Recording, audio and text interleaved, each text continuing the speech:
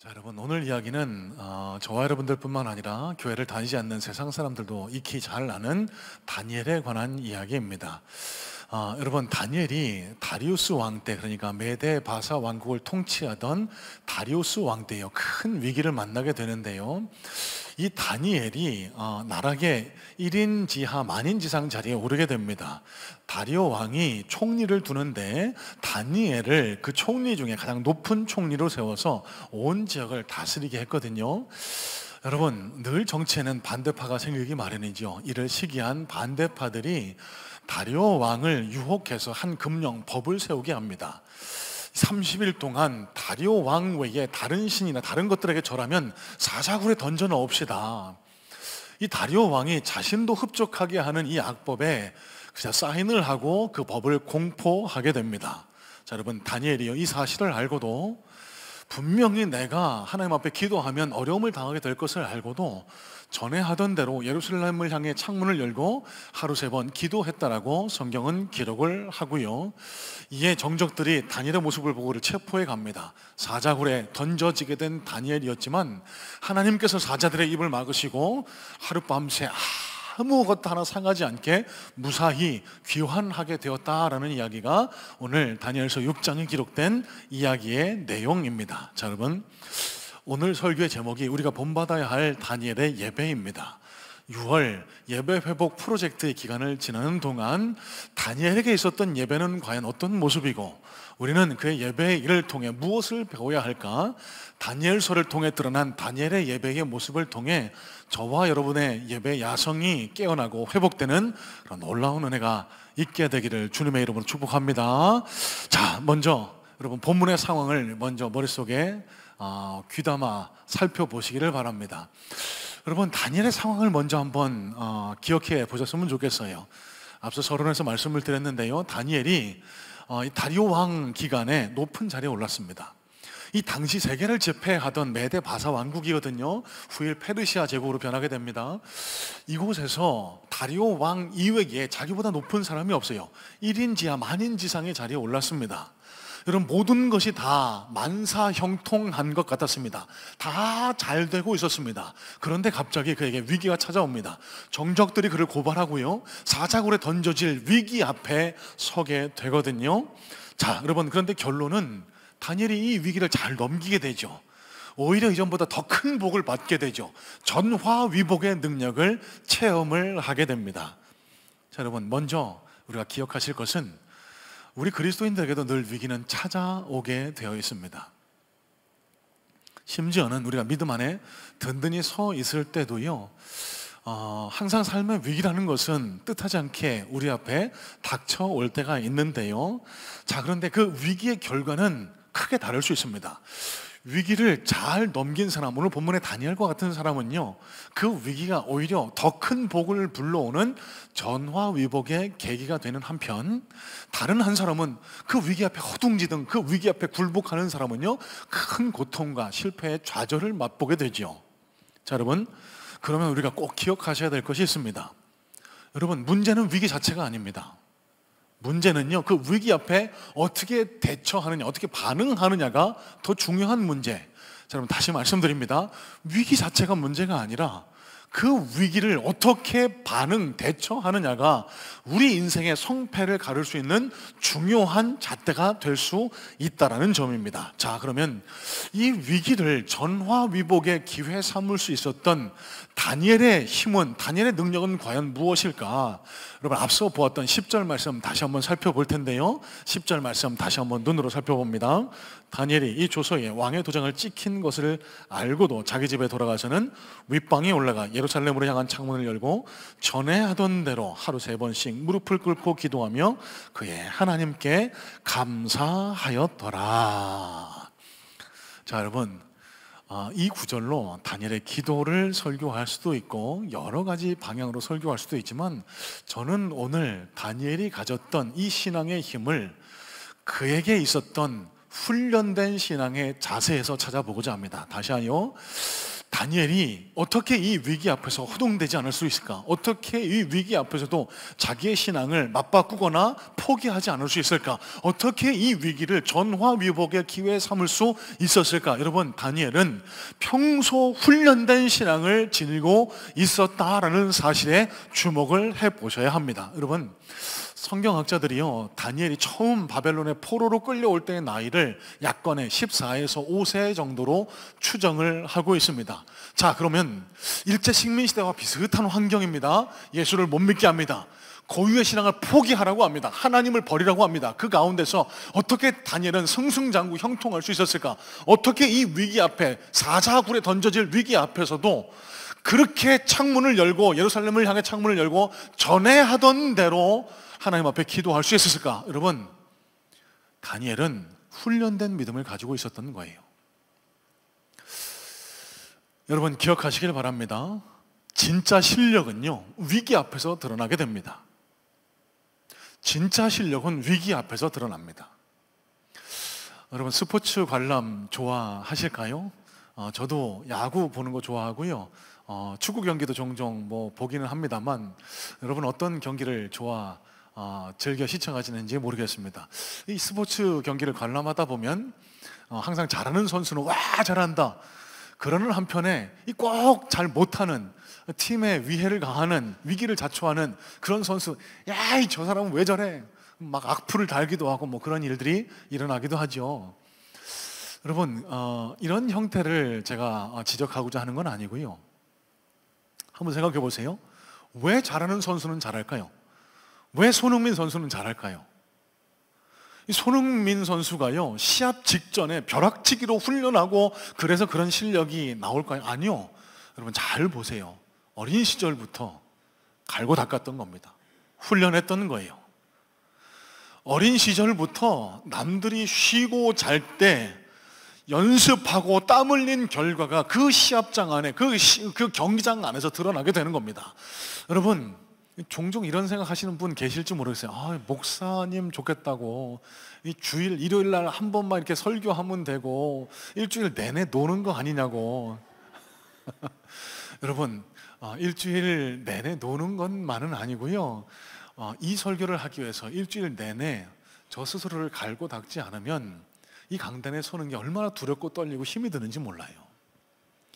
여러분, 제가 무슨 말씀 드리고 있을까요? 훈련되지 않으면 좋은 결과를 만들어낼 수 없다는 사실입니다. 여러분, 다니엘이 이 절체절명의 위기 앞에서 허둥지둥되지 않고 자기의 신앙을 포기하지 않고 절망하지 않고 실패하지 않을 수 있었던 가장 중요한 첫 번째 요인을 저는 여기서 찾는 겁니다. 여러분, 다니엘은 평소에 자기의 신앙이 훈련이 되어 있던 사람이었어요. 무슨 일이 있어도 하나님 나와 함께 하고 계신다, 무슨 일이 있어도 나는 이 하나님을 향한 신앙을 포기하지 않는다, 이 훈련이 되어 있었던 결과, 위기 앞에서도 하나님과 신앙과 세상을, 유익을 맞바꾸지 않는 이런 모습을 보일 수 있었고, 결과적으로는 이 위기를 전화위복의 기회 삼을 수 있었다는 사실입니다. 여러분, 이런 맥락에서 저와 여러분의 신앙을 한번 점검하고 살펴보시길 바랍니다. 저와 여러분은 우리의 신앙을 갈고 닦기 위해서 내 안에 있는 죄성, 내 자아를 죽이고 하나님을 믿는 신앙인으로 성장, 성숙해 나가기 위해서 어떤 훈련을, 어떤 노력을, 어떤 애씀을 하나님 앞에 보여드리고 있으실까요? 최성은 목사님, 그러니까 지구촌 교회를 담임하시는 최성은 목사님의 책입니다. 예배의 창문을 열라라는 책 중에 영국의 영성가 윌리엄 로우라는 분이 기록한 글이 소개되어 있습니다. 제가 잠깐 소개할 텐데요, 한번 잘 귀담아 눈으로 한번 살펴보시길 바래요. 행동은 전적으로 영에 속한 것도 육에 속한 것도 아니며 습관도 영과 몸 양쪽 모두의 행위에서 나온다. 그러므로 확실한 것은 헌신이나 하나님을 기쁘시게 하는 습관에 이르기를 원한다면 늘 묵상하고 영을 훈련시키고 또한 내적 기질의 편안함을 느끼는 모든 외적 행동에 대해 몸을 연습시키고 훈련시켜야 한다. 여러분, 이게 과연 무슨 의미를 지니고 있을까요? 위기 앞에서 허둥지둥되지 않는 당당한 신앙. 세상이, 사단이 나를 밀가부르듯이 까불어도 유혹해도 흔들리지 않고 넘어지지 않을 수 있는 그런 단단한 신앙 어떻게 갖추어질 수 있다고요? 여러분, 벼락치기로 안 돼요. 훈련돼야 됩니다. 여러분, 오늘 우리가 드리는 이 예배가 그런 훈련의 의미를 가질 수 있게 되기를 주님의 이름으로 축복합니다. 여러분, 어떤 위기가 다가왔을 때 갑자기 기도하려고 그러면 기도가 되는 줄 아세요? 아니요.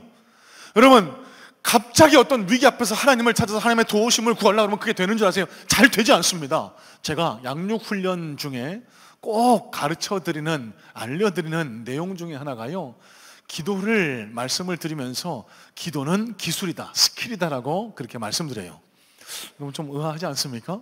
기도는 되게 신령한 무기인데, 영적인 건데, 무슨 기술이라니요?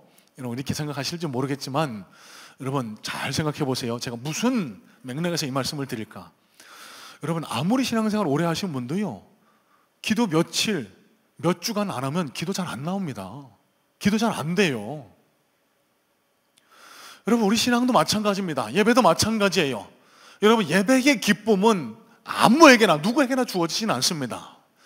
예배에 훈련된 사람들, 예배에 훈련이 된 사람들만이 예배 자리에 나올 때 하나님의 은혜, 하나님의 임재를 체험하고, 찬양할 때, 기도할 때 심영적인 울림을 통해서 하나님을 기쁘시게 하는 신령과 진정의 예배를 드릴 수 있게 되고, 그 예배의 능력을 통해서 그 어떤 위기 앞에서도 쓰러지지 않고 흔들리지 않고 당당한 신앙의 힘을 발휘할 수 있게 된다는 사실입니다. 지난주 3부 예배입니다. 양육훈련 수료 예배로 드렸는데요, 한 성도님께서 나오셔서 간증을 해주셨어요. 다른 분의 간증도 있지만 이분의 간증을 소개하는 이유는 이분이 여러 신앙의 부침을 겪으셨다라고 고백하셨기 때문입니다. 이분이 어린 시절부터 신앙생활을 하셨는데, 학생 시절부터 신앙생활을 오래 하셨어요. 학생의 간부 임원도 하시고 회장도 하시고, 그래서 교회에서 기둥같이 쓰임받을 그런 잘 성장하고 계셨는데, 이전 교회에서 상처를 받으셨던 거예요. 목사님에게, 그 교회에게 실망하고 상처를 받으셔서 마음의 문이 확 닫힌 결과 이리저리 떠돌아다니다가 저희 교회를 찾아 나오게 되신 겁니다. 저희 교회에 출석하신 지가 20년이 되셨대요. 저는 이분이 이렇게 오래되셨는지 몰랐어요. 그런데 중요한 건 교회에서 목사님에게 상처받은 분이 대부분 이런 양상을 나타나게 됩니다. 다른 교회를 가시더라도 나 아무것도 안 할 거야, 나 이제부터는 아무것도 안 할 거야, 예배만 드릴 거야. 이분도 이렇게 하셨다는 거예요. 그러면서 이분의 신앙이 점점 퇴보하기 시작했던 겁니다. 예배도 형식적이고, 예배도 기쁨도 즐거움도 느끼지 못하고 있다가 우연한 기회에 회복 캠프를 통해서 양육반에 참여하셨는데요, 참 당황스러운 것이, 제 또래거든요. 저보다 한 살 많으신데, 이분이 양육반 들어오셔서 자기소개할 때부터 이렇게 눈물을 흘리세요. 매 시간 나눔을 할 때 이렇게 눈물을 보이세요. 여러분, 물론 남자가 이제 50이 넘어가고 나이 들면 여성 호르몬이죠, 에스트로겐이 왕성해져서 눈물이 많아진다, 익히 알려진 사실이긴 합니다만, 이게 여러분들이 모여 있는 자리에서 막 나눔을 하다가 운다는 건 좀 당혹스러운 일이 아닐 수 없거든요. 왜 우실까요? 지난 3부 예배 때 간증하실 때도 말을 잘 못 이어가시더라고요. 왜요? 은혜가 넘쳐서 예배 드릴 때마다 너무 감사하대요. 예배가 너무너무 기쁘고 행복하대요. 자, 또 다른 어떤 한 성도님의 이야기도 잠깐 나누려고 하는데, 이분이 영상이나 간증에 참여하지 못하신 게 건강 상태가 지난주에 좋지 않으셨어요. 이분이 본인을 소개하기를 자기는 세상 사람이었다고, 세상에서 즐기고 나 행복하게 사는 게 최고로 여기고 살아가던 그런 세상 사람이었노라고 자기 자신을 그렇게 그리고 있습니다. 그런데 이분이 그렇게 살아가다 보니까 가정에 문제가 생기기 시작하셨던 거예요. 조금씩 부부관계 균열이 생기기 시작합니다. 노래를 좋아하시는데 이것 때문에 남편과 다투게 되고, 따님과의 관계도 안 좋아져서 말다툼을 하고 관계가 너무 나빠지게 되는 이런 위기 앞에서 교회를 가봐야 되겠다라는 생각을 갖게 되셨더라고 해요. 우연찮게 우리 성문교회를 찾아오게 되셨고요. 저희 교회에서 예배 드리는 동안 또 회복 캠프로 양육 훈련에 참여하시게 됐는데 이 과정에서 놀라운 변화를 경험하셨답니다. 먼저 남편분이 양육 훈련에 참여하셨거든요. 남편이 변화하기 시작하셨대요. 전에는 그렇게 다투고 그러셨던 남편분이 술도 끊고 가정적이 되면서 아내를 친절하게 대하고, 그러니까 남편이 이렇게 마음을 여는데 아내분이라고 안 그렇겠습니까? 남편과 아내 사이가 회복되고 따님과의 관계도 회복돼서 가정이 균열될 위기에서 회복돼서 행복한 가정으로 하나가 되게 되었더라고. 그러면서 이분이 고백하시는 게 가장 중요한 것은 신앙생활의 행복함을 깨닫게 되셨다는 겁니다. 신앙생활의 행복함, 교회 다니는 것이 기쁘고 즐겁고 예배 드릴 때마다 행복하고, 여러분 잘 아시겠지만 지금도 여러분 그런 표정이시거든요. 저 목사 설교는 왜 이렇게 재미가 없어, 저 목사 설교는 왜 이렇게 길고 지루해. 그런데요, 제 설교를 들으실 때마다 너무너무 행복하시대요. 여러분, 이게 기적 아닙니까? 여러분, 제가 이미 마무리가 된 양육훈련에 참여하시라고 이 말씀 드리는 거 아니고요, 왜 이분들이 신앙생활의 기쁨을 느낄 수 있게 되셨을까요? 왜 예배의 기쁨을 누리게 되셨을까요? 훈련 때문입니다. 훈련. 여러분 꼭 기억하세요. 여러분, 우리는 죄성을 가지고 살아가는 죄인입니다. 그래서요, 끊임없이 우리는 우리 자신을, 우리 죄성을 죽이지 않으면 하나님을 찾을 수도, 하나님께 나와 예배하는 기쁨도, 하나님으로부터 오는 온갖 좋은 신령한 복과 은혜도 누리지 못하는 것이 저와 여러분이거든요. 그러면 어떻게 해야 할까요? 훈련시켜야 합니다. 내 자신을 쳐서 복종시켜야 합니다. 예배를 통해서 내 자아를 죽이고 하나님과의 가까운 자리로 내 심령을 인도해낼 때 우리가 비로소 그리스도인다운 그리스도인, 그래서 하나님으로부터 오는 온갖 좋은 기쁨과 행복을 누리게 되고 하나님과 함께 동행함으로 세상도 정복하고 위기 앞에서도 넘어지지 않는 그런 진짜 신앙인으로 거듭날 수 있게 된다는 사실이에요. 여러분, 6월 한 달 이어지는 예배 회복 프로젝트가 이런 맥락에서 쓰임 받을 수 있게 되기를 주님의 이름으로 소망합니다. 여러분, 예배도 습관입니다. 예배도 훈련입니다. 매주 반복되는 예배를 한 주간에 1시간 드리는 그런 종교적이고 형식적인 그런 종교 행위로 여기지 마시고요, 이 예배에 전심을 다해 보세요. 예배에 최선을 다해 보시기를 권면을 해드립니다. 적어도 이 1시간만이라도 하나님 앞에 내 삶을 내어 맡기는 그런 믿음의 고백이 드려짐을 통해서 하나님과 함께 동행하는 그리스도인다움을 회복하는 겁니다. 이게 반복되고 훈련되고 거듭되어질 때 어떤 위기가 찾아와도, 어떤 유혹이 찾아와도 흔들리거나 넘어지지 않는 그런 당당한 다니엘과 같은 그런 믿음을 저와 여러분들도 소유하게 되지 않을까요? 자, 두 번째입니다. 다니엘서 2장 17절로 18절 말씀에 이런 말씀이 기록됩니다. 자, 한번 앞에 자막을 보시고 눈으로 살펴봅니다. 이에 다니엘이 자기 집으로 돌아가서 그 친구 하나냐와 미사엘과 아사랴에게 그 일을 알리고 하늘에 계신 하나님이 이 은밀한 일에 대하여 불쌍히 여기사 다니엘과 친구들이 바벨론의 다른 지혜자들과 함께 죽임을 당하지 않게 하시기를 그들로 하여금 구하게 하니라. 여러분, 먼저 왜 하나님께서 교회라는 장소를 허락하셨고 이 자리에 나와 우리가 함께 모여 예배하게 하셨는지를 한번 생각해 봤으면 좋겠습니다. 여러분, 교회가 목사를 위해서 존재하는 곳은 아니죠. 교회가 목사의 영광을 위해서 존재하는 곳은 결단코 아닙니다. 여러분, 성경은 교회를요 그리스도의 몸이라고 에베소서 2장에 기록을 하고 있습니다. 여러분, 이 말뜻은 예수님께서 십자가에 달려 돌아가시고 찢으신 살과 피로 당신의 백성들을 모으셨다는 거예요. 그래서 교회를 그리스도의 몸이라고 우리는 종종 표현을 합니다. 예수 믿는 사람들이 함께 모여서 서로를 위로하고 독려하고 기도해주고 서로의 신앙을 세워나가는 장소가 바로 교회 공동체입니다. 자, 그런데 여러분 잘 아시는 것처럼 교회가 어떤 맥락에서는 종합병원이라고 생각해 볼 수도 있을 것 같아요. 불완전한 사람들이 모여드는 곳이 교회입니다. 여러분, 우리 눈에 보이진 않지만 각종 삶의 상처들, 고난들, 그리고 영혼의 어려운 문제들을 안고 찾아오는 것이 교회 아닙니까?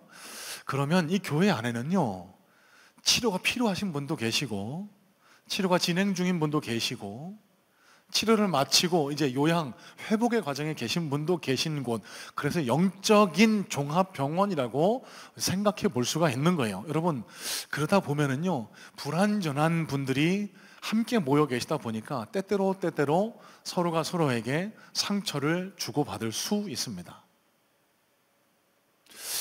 말 때문에, 부주의한 행동 때문에 서로에게 상처를 주고 상처받고 이러는 경우가 생길 수 있는데요, 여러분 꼭 기억하셨으면 좋겠습니다. 그 상처 앞에 어떻게 반응하느냐가 우리 신앙의 질을 결정하게 됩니다. 앞서 말씀드린 대로요, 교회에서 큰 일이 일어나서, 저희 교회는 그런 일이 안 일어났으면 좋겠는데, 교회에서 큰 일이 일어나서 교회를 옮겨가게 되시면은요, 어쩔 수 없이 이 신앙의 정든 고향을 떠나 타지로 이사하면 마음이 얼어붙게 돼요. 마음이 잘 열리지 않습니다. 그래서 앞서 말씀드린 대로 나 아무것도 하지 않을 거야, 나 그냥 예배만 드릴 거야, 점점 소극적인 신앙으로 변해가고요, 그때부터 우리 신앙은 내리막길을 걷기 시작하거든요. 여러분 꼭 기억하시길 바래요. 교회 안의 상처 때문에 혹은 다른 교회에서 저희 교회로 옮겨오신 분들 가운데 나 아무것도 하지 않을 거야, 나 그냥 예배만 드릴 거야, 여러분 기억하세요. 그게 바로 사단의 속삭임입니다. 그게 바로 사단의 수법입니다. 사단은요, 조금씩 하나님으로부터 우리를 멀리 떨어뜨려 놓아서 우리가 혼자 있을 때, 연약해 있을 때 우리를 잡아먹으려 하는 것이 이 사단의 전략이거든요. 자, 그러면 우리 신앙을 건강하게 지키는 방법은 무엇일까? 좋은 믿음의 동역자를 두는 겁니다. 여러분, 상처를 서로 주고받을 수밖에 없는 것이 교회라는 사실을 인정하시고, 여러분 교회 안에서 우리가 예수님 닮은 모습으로 해야 할 일은 서로를 섬기는 거예요. 서로의 상처를 보듬는 겁니다. 서로를 용서하고 화해하는 겁니다. 여러분 정말 간절한 마음으로 소망합니다. 여러 가지 일들이 교회 안에서 일어날 수 있는데 그 상처 때문에 여러분의 마음이 다치는 일이 생기지 않기를 간절한 마음으로 소원하고 축복해요. 상대를 비방하거나 저주하거나 비판하거나 정죄하는 일을 통해서 내 신앙을 상처내는 그런 일 절대로 없기를 주님의 이름으로 축복하고 소원합니다. 여러분, 세상에서는요, 나랑 마음이 안 맞으면 잘라내면 됩니다. 안 만나면 돼요. 안 보면 돼요. 하지만 교회는 세상의 법칙이 역전되는 곳이라고 누차 말씀을 드리죠. 여러분, 그럼 교회에서는 어떻게 해야 될까요? 상처난 영혼을 찾아가야죠. 돌봐야죠. 세워야죠. 여러분, 그런 모습이 있을 때 그게 교회가 교회다움을 회복하고 하나님이 그런 교회를 들어쓰시고 그런 교회에 속한 자들을 통해서 하나님 복과 하나님 영광을 드러내지 않으시겠습니까? 여러분, 다니엘에게는 이런 좋은 믿음의 동역자가 있었습니다. 바로 앞서 방금 읽어드린 하나냐와 미사엘과 아사랴가 바로 그 세 친구들인데요, 여러분 한번 이런 관점에서 생각해 보실래요? 사자굴에 던져질 위험 다니엘이 알고 있었습니다. 여러분, 이 금령을 제정할 때 왕 말고는 전국을 통치하고 있던 다니엘인데 이 법이 반포되면은 제일 먼저 내가 위험에 처할 걸 다니엘이 왜 몰랐을까요? 알았을 겁니다. 자, 그런데도 전에 하던 대로 기도했다? 스스로 사자굴 속에 들어간 것 아닙니까? 여러분, 이 용기, 이 믿음이 어디서 나왔을까? 물론 훈련된 믿음이기 때문에 이런 용기가 날 수 있었겠죠. 그런데 다른 관점에서 한번 생각해 보세요. 다니엘을 이런 위기를 전화위복 만들 수 있는 믿음의 자리로 이끌어준 건 저는 여기 하나냐와 미사엘과 아사랴의 역할이 크다라고 생각을 합니다. 여러분, 다니엘도 갈등했을 수 있어요. 내가 이 법이 반포됐는데 집에 가서 기도하면, 전에 하던 대로 기도하면 나 바로 사자굴 갈 텐데, 야, 이거 해야 돼 말아야 돼, 아무도 안 보는데 그냥 쉬어? 여러분, 다니엘이라고 이런 유혹, 이런 시험이 없었을까요? 분명히 있었을 겁니다. 그때 눈에 보이지 않는 하나님보다 더 가까이 보이는 불꽃 같은 눈, 뭐가 있었죠? 하나냐와 미사엘과 아사랴. 여러분, 다니엘이 이들의 눈치를 봤다는 말씀을 드리는 것 아니에요. 다니엘에게는 이전에 레슨, 교훈이 있었습니다. 자, 제가 무슨 말씀 드리나 한번 눈으로 한번 보겠습니다. 다니엘서 3장 16절에 18절 말씀 보시면 이런 유명한 말씀이 기록이 됩니다. 사드락과 메삭과 아벳느고가 왕에게 대답하여 이르되 느부갓네살이여, 우리가 이 일에 대해 왕에게 대답할 필요가 없나이다. 왕이여, 우리가 섬기는 하나님이 계시다면 우리를 맹렬히 타는 풀무불 가운데에서 능히 건져내시겠고 왕의 손에서도 건져내시리다. 그렇게 하지 아니하실지라도 왕이여, 우리가 왕의 신들을 섬기지도 아니하고 왕이 세우신 금신상에게 절하지도 아니할 줄을 아옵소서. 자, 여러분, 이 다니엘서 3장이요, 이 6장과 유사한 장면입니다. 이 느부갓네살 왕 때요, 또 똑같은 유사한 법을 반포합니다. 금신상을 세워요. 그 앞에 절하지 않으면 이 풀무불, 그러니까 화로에 던져서 태워 죽이겠대요. 자, 여러분, 이때 놀라운 믿음의 영웅들이 등장합니다. 사드락, 메삭, 아벳느고라고 기록되어 있는 이 바벨론식 이름입니다. 하나냐와 미사엘과 아스타랴가 단호하게, 아니요, 나는 하나님 믿는 사람입니다. 나는 금신상에 절하지 않겠습니다. 그러고 풀무불 속에 들어가거든요. 그런데 놀라운 일이 일어나요. 머리털 끝 하나 상하지 않습니다. 세 사람이 들어갔는데 네 사람이 있다고 성경은 기록을 해요. 누굴까요? 다니엘일까요? 아니요. 다니엘은 이 놀라운 역사의 현장에 제외됩니다. 자, 이게 무슨 말일까? 여러분, 성경을 읽으시다가 이런 행간을 잘 읽으실 수 있어야 되거든요. 자, 다니엘서 2장, 앞서 읽었던 다니엘서 2장을 보시면은 왜 제가 그 구절을 읽었느냐? 다니엘이 큰 시험 앞에 하나냐와 미사엘과 아스라에게 기도 부탁을 하거든요. 느부갓네살 왕의 꿈을 해석할 때 이 큰 시험 앞에 나를 위해서 좀 중보기도 해주세요, 나를 위해서 좀 기도해 주세요 부탁을 하고 왕 앞에 서서 그 꿈을 멋지게 해석을 합니다. 그 결과 느부갓네살이 이 다니엘을 들어서 높은 자리에 올리게 되거든요. 자, 그런데 그 뒤에 이어지는 결정적인 실수가 있습니다. 다니엘서 2장 48절로 49절입니다. 이런 말씀이 기록되는데, 왕이 다니엘을 높여 귀한 선물을 많이 주며 그를 세워 바벨론 온 지방을 다스리게 하며 또 바벨론 모든 지혜자의 어른을 삼았으며, 왕이 또 다니엘의 요구대로 사드락과 메삭과 아벳느고를 세워 바벨론 지방의 일을 다스리게 하였고 다니엘은 왕궁에 있었더라. 여러분, 이 구절을 읽으실 때 그냥 아름답게만 읽으셨을까요? 저는 다른 관점에서 이 구절을 바라보게 됩니다. 여러분, 다니엘이 1인지하 만인지상 실질적인 이 바벨론의 통치자였습니다. 그러면 이 하나냐와 미사엘과 아스랴, 자기의 세 친구에 대한 발령을 누가 냈을까요? 다니엘이 냈을 거예요. 어디로 냈다고요? 지방 관료로. 그러면 도대체 성경에는 기록되지 않은 무슨 일이 있었을까? 여러분, 다니엘과 이 세 친구가 둘도 없는 믿음의 동역자였습니다. 위기 때, 힘들 때 기도를 부탁하고 그를 위해 기도해주고 중보해주는 이런 좋은 친구가요, 이 다니엘이 높은 자리에 올라보니까 슬그머니 교만이 찾아옵니다. 이 세상 일들이 너무 바빠진 거예요. 주일날 예배에 참석할 시간조차 없어진 겁니다. 이 하나냐와 미사엘과 아스타랴가 아마 이렇게 어드바이스 충고하지 않았을까요? 다니엘, 너 요새 좀 신앙이 좀 뜨뜻미지근해진 것 같아. 너 요새 이러면 안 되는 거 아니야?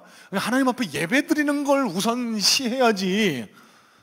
다니엘이요, 듣기 싫어진 거야. 아무도 나한테 잔소리하는 사람이 없는데, 아니 이것들이 그냥 오냐 하니까 어디 나한테 이런 소리를, 지방으로. 자, 그러고 다니엘은 뭐라고 했다고요? 49절에 다니엘은 왕의 궁전에 머물렀다라고 성경은 기록을 합니다. 일부러 그 친구들을 떨어뜨렸던 거예요. 여러분, 잘 보시기 바랍니다. 다니엘의 위기가 여기서부터 시작된 겁니다. 다니엘의 신앙의 변질이 여기서부터 시작된 거예요. 좋은 믿음의 친구를 밀쳐낸 겁니다. 잔소리하지 말라는 거예요. 내 신앙 내가 알아서 하겠다는 거예요. 나 바쁘다는 거예요. 거기서부터 신앙의 위기는 시작되는 거예요. 여러분, 그 결과가 다니엘서 3장입니다. 하나냐와 미사엘과 아스랴가 풀무불 속에 던져집니다. 나는 하나님을 믿습니다. 나는 하나님을 신뢰합니다. 이 놀라운 믿음의 고백을 통해 그리 아니하실지라도의 믿음을 고백하고 풀무불 속에 들어갔을 때, 여러분 앞서 말씀드렸죠? 셋이 들어갔는데 넷이 있었다고 성경은 기록을 해요. 나머지 한 사람은 누굽니까? 예수님이세요. 당신을 위해 생명을 내던진 하나냐와 미사엘과 아스타랴를 지키기 위해서 하늘 보좌를 버리고 내려오셔서 그들을 감싸고 계셨던 겁니다. 여러분, 이게 얼마나 놀라운 역사의 현장입니까? 하나냐와 미사엘과 아사랴가 죽었습니까? 죽어야 마땅하죠. 죽을 것 같았죠. 그런데 안 죽어요. 성경은 안 죽었다라고 기록을 합니다. 오히려 하나님의 놀라운 역사를 경험합니다. 여러분, 이 놀라운 기적의 현장에, 역사의 현장에 다니엘이 제외됩니다. 여러분, 누구든지 이 신상 앞에 절하지 않으면 풀무불에 던져진다라고 했습니다. 그런데 다니엘이 있었습니까? 없었습니까? 없었어요. 그러면 다니엘은 다리의 신상 앞에 절했다, 안 했다? 저는 했다라고 봅니다. 아니, 천국 가서 다니엘 선배한테 물어봐야 되겠지만 저는 했다라고 봐요. 그러니까 풀무불에 안 들어갔죠. 그대로 그 풀무불 안을 지켜보고 있었던 거예요. 내 친구 다니엘과 아사랴, 하나냐와 미사엘과 아사랴가 그 안에서 예수님과 함께 있는 장면. 여러분, 이때 다니엘이 어떤 생각 가졌을까요? 야, 나도 옛날엔 저렇게 뜨거웠는데, 나도 옛날에는 저 신앙을 가졌었는데, 나도 저 친구들 못지않은 신앙으로 그렇게 하나님과 함께 동행했는데 하나님이 나와는 함께 안 하시는구나. 여러분, 이때 느꼈을 소외감, 실패감. 여러분, 다니엘이 돌이킵니다. 그 뒤로 4장부터 또 등장하고요, 여기 6장에서 동일한 유사한 환경 앞에 다니엘이 이 신앙을 갖게 되는 거예요. 하나냐와 미사엘과 아사랴에게 부탁했겠죠. 내가 사자굴에 던져질 걸 압니다. 하지만 난 이번에도 실패하지 않겠습니다. 내가 이 시험을 잘 이겨낼 수 있도록 나를 위해서 기도해 주세요. 여러분, 이 하나냐와 미사엘과 아사랴가 있었기 때문에 다니엘이 이 믿음의 길을 걸어갈 수 있었고, 이 위기를, 풍전등화의 위기를 이 전화위복의 계기로 삼을 수 있었다라는 점. 자, 여러분, 이런 맥락에서 저는 여러분들께 질문 드리고 싶습니다. 지금 여러분 곁에는 하나냐와 미사엘, 아사랴와 같은 좋은 믿음의 동역자가 있으실까요? 신앙생활을 오래 했음에도 내가 어려울 때 기도 부탁할 그 누군가가 없다. 내 어려움을 호소하고 함께 기도해 달라고 부탁할 그 누군가가 없다. 여러분, 그 신앙생활 잘 못하고 계신 겁니다.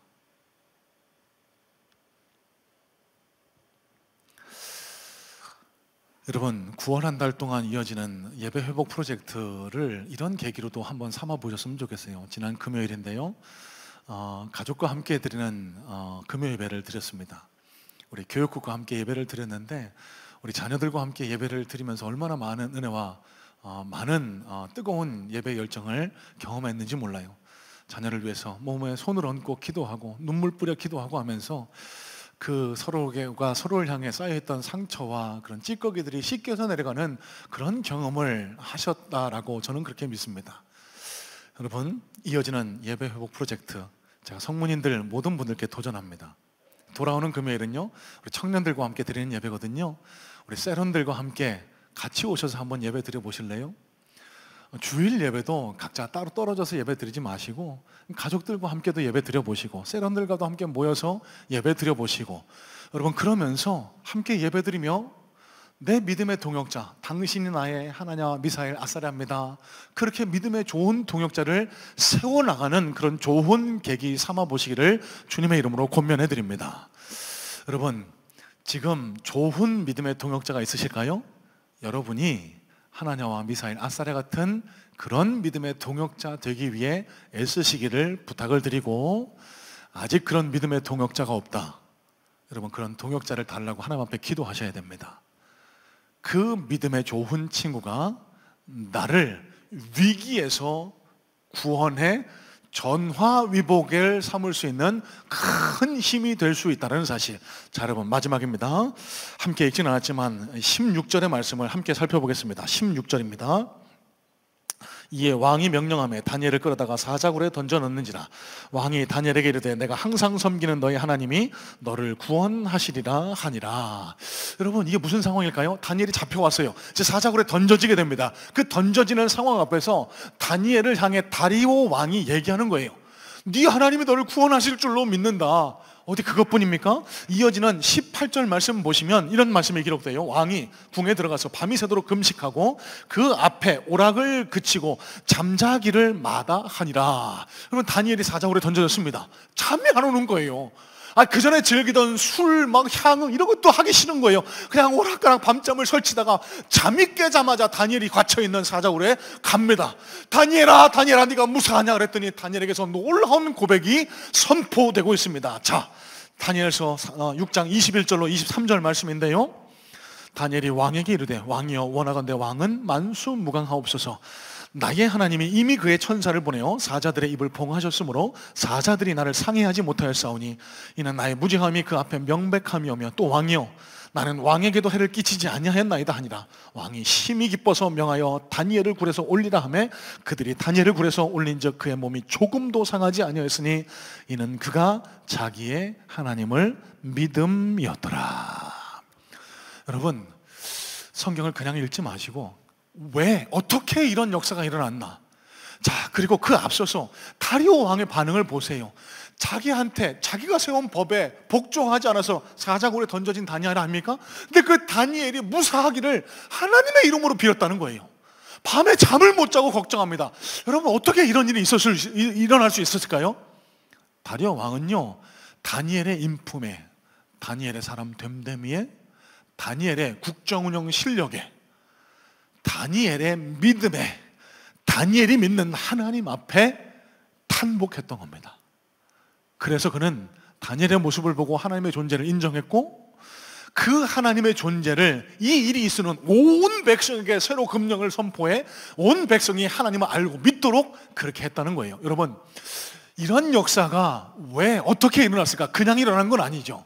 다니엘의 믿음을 통해서 일어났습니다. 어떤 믿음일까요?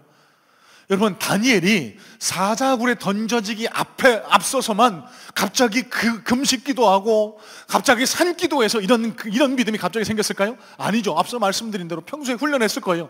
평소에 좋은 친구들에게 기도, 중보기도 부탁을 했을 거예요.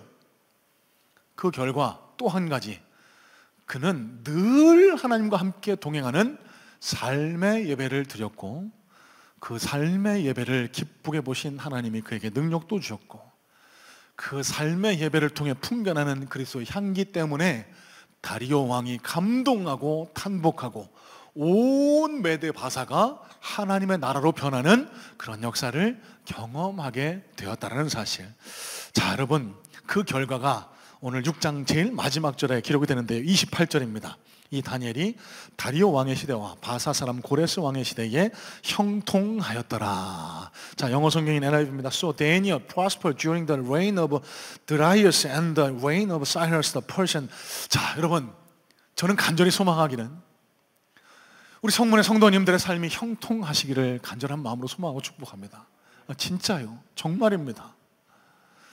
우리 성도님들이 잘 되고 복을 받았다는 소식을 들으면 얼마나 행복하고 감사한지 몰라요. 물론 아프고 힘들고 고된 일 앞에 서 계신 분들 안쓰러워서 기도하는 것도 있지만, 사업이 성공하고 사업이 잘 되고 좋은 집으로 이사가고 이런 소식을 들을 때마다 얼마나 제가 마치 제 일인 것 마냥 행복하고 기쁜지 몰라요. 자, 그러면 제가 해드릴 수 있는 건 딱 한 가지 이겁니다. 여러분들께 해드릴 수 있는 것, 제가 할 수 있는 것, 하나님께로 인도하는 거예요. 하나님이 복 주셔야만 성공하고 형통할 것 아닙니까? 자, 그러면 여러분들이 형통할 수 있는 중요한 신앙의 키 한 가지를 또 알려드릴 텐데, 삶의 예배입니다. 다니엘과 같은 삶의 예배.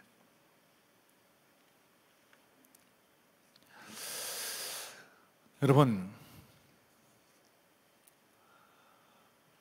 우리가 늘상 예배는 드리고 있지만 이 주일날 나와서 드리는 이 예배만 예배고 우리 일상의 삶이 하나님 앞에 드려지는 삶의 예배로 드려지지 않는다면 우리의 신앙은 온전하지 못한 것일 수 있습니다.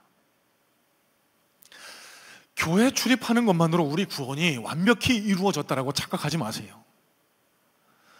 여러분, 하나님의 구원은 완전하시고요, 우리를 구원하실 때도 완전한 구원을 계획하고 인도하고 계십니다. 그러면 오늘 들은 이 예배를 통해서 하나님의 은혜를 체험하고 내 삶의 모든 시간 영역이 하나님께 드리는 예배, 삶의 예배가 될 수 있는 것, 여러분, 그게 하나님이 원하시는 구원이고, 그 삶의 예배를 하나님 기쁘게 받으시고 그 자를 통해, 그 그리스도인을 통해 세상을 바꿔나가시고 그 자를 통해 하나님의 놀라운 형통의 역사를 허락하신다는 사실을 기억하시길 바랍니다.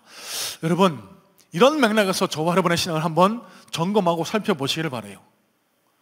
과연 저와 여러분의 삶을 통해서 예배가 드려지고 있는지, 그리고 그 삶의 예배를 통해서 그리스도의 향기가 퍼져나가고 있는지, 내 삶의 예배를 통해서 누군가 예수 믿고 죽게로 돌아오는 일이 벌어지고 있는지, 일어나고 있는지. 여러분, 하나님이 우리를 구원하신 목적이 뭘까요? 우리 자신만을 위해서만은 아닐 거예요. 물론 우리를 구원하신 것, 우리를 사랑하시기 때문에 그렇습니다. 하지만 우리를 구원하신 또 다른 목적은요, 나를 통해서 누군가를 구원하시기 위한 목적이 있어요. 그런데 우리는 너무나도 이기적이고 너무나도 자기중심적이라서 내가 교회 나가서 구원받고 복받으면 끝이다, 이렇게 착각할 때가 너무 많이 있습니다. 여러분, 그건 불완전한 구원이에요. 반쪽짜리입니다. 여러분, 이런 맥락에서 우리의 일주일간의 삶을 다시 한번 돌이켜 보시길 바랍니다. 내가 학교에서, 직장에서, 가정에서 나 예수 믿는 사람이라고 당당하게 밝히지 못하고 있다고 하면, 여러분, 우리의 신앙이 불완전한 신앙일 수 있습니다. 학교에서, 직장에서, 가정에서 식사하면서 하나님 앞에 잠시라도 고개 숙여 기도하지 못하는 그런 부끄러운 모습을 가지고 있다고 하면은, 여러분, 마지막 때에 예수님도 우리를 부끄러워하실지도 모른다는 생각을 여러분 해보실 수 있어야 돼요. 여러분, 어떻게 해야 할까요? 오늘 예배를 통해서 우리가 은혜를 충만히 누려야 합니다. 이 예배가 은혜 충전소가 되어야 돼요. 그리고 만땅 그 은혜를 충전하셔서 일주일간 내 삶 속에 예수의 향기가 퍼져나가는 삶의 예배가 지속적으로 끊임없이 드려질 수 있을 때, 하나님께서 다니엘을 통해 일으키셨던 놀라운 형통의 역사가 저와 여러분의 가정들에게도, 자녀들에게도, 우리 주변에, 내가 속한 곳에 일어날 수 있지 않겠습니까? 여러분, 말씀을 이렇게 정리하려고 합니다. 먼저 짧은 동영상 하나 보고 결론의 이야기를 나누려고 하는데요. 여러분, 아주 짧은 동영상입니다. 한 12, 13여 초밖에 되지 않습니다. 눈 살짝 감았다 뜨시면 끝납니다. 주목해서 한번 이 영상을 보시고 말씀을 맺도록 하겠습니다. 영상 보겠습니다.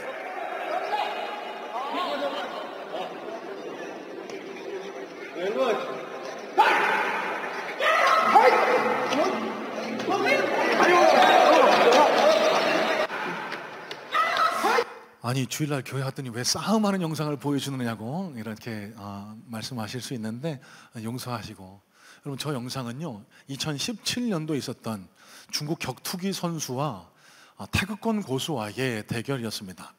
중국 격투기 대가였던 쉬샤오동이라는 사람이요, 어느 날 이런 이슈를 퍼뜨렸어요. 태극권은 허구라고. 여러분 아시듯이 중국에서는 태극권이 많이 유행하죠. 아침마다 공감 막 이런 거 많이 하지 않습니까? 그런 태극권이 아무 쓸모없는 거라고 도전했던 거예요. 그래서 태극권 고수가 이 대결에 응했고요, 그렇게 온라인 포털을 통해서 생중계된 저 대결이 불과 16초 만에 그냥 끝나고 말았습니다.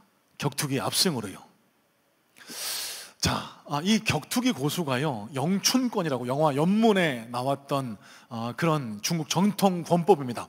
효 뭐 이런 거 아시죠? 그 영춘권 고수와도 대결을 신청했고요, 그 결과도 유사하게 격투기 압승으로 끝났습니다. 그러면서 이 격투기를 지지하는 사람들의 기세가 등등해졌는데요, 실전에서 쓰지 못하면 그게 무슨 소용이 있느냐, 그거는 체조지 무술이 아니다, 아무 쓸모가 없다, 그렇게 조롱하며 비아냥거리기까지 했다는 겁니다. 여러분, 제가 이 이야기를 소개하는 이유가 있습니다. 이 격투기를 지지하는 사람들의 저 조롱과 비아냥이 교회와 그리스도인들을 바라보는 세상 사람들의 비웃음과 손가락질인 것 같아서 마음이 쓰라리고 아파옵니다. 여러분, 우리가 이곳에서 주여 주여 신령한 것처럼 예배 드리는 것으로 그친다면, 여러분, 세상이 우리를 조롱하며 우리에게 손가락질 하지 않겠습니까? 에이, 저것들 뭐야, 예수 믿는다면서 아무것도 아니네, 세상 사람들만도 아니 세상 사람들보다 더하네. 여러분, 그런 부끄러운 모습으로 살아서 어떻게 우리가 하나님의 영광을 나타내고 하나님으로부터 오는 복과 은혜를 기대할까요? 어떻게 해야 할까요? 여러분, 오늘 나눈 말씀처럼 우리의 예배를, 우리의 신앙을 끊임없이 훈련해 나가시길 바랍니다. 그리고 좋은 믿음의 동역자를 세워 나가심을 통해 우리의 삶 속에서도 향기로운 삶의 예배가 계속해서 드려질 때 하나님께서는 우리의 삶의 예배를 기쁘게 받으시고 저와 여러분들 삶 속에서도 놀라운 다니엘에게 허락하셨던 형통함의 역사를 허락해 주실 줄로 믿습니다.